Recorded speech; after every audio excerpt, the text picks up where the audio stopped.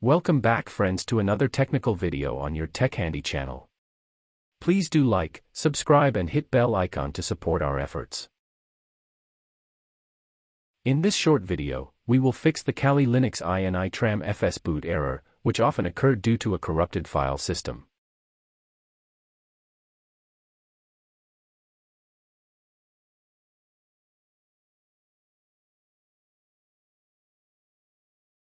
Type blk id command and hit enter.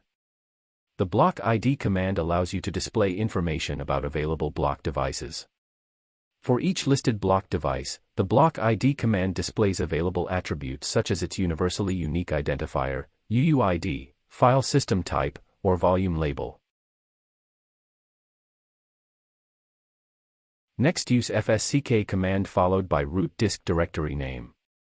We use y to fsck keep trying fixing errors. The fsck command checks the general connectivity of the file system. If a directory is found that is not linked to the file system, the fsck command links the directory to the lost found directory of the file system.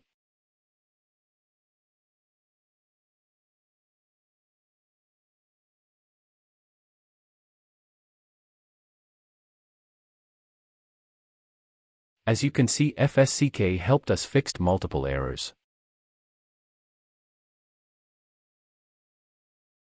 Now we can reboot our machine and see if machine boot normally.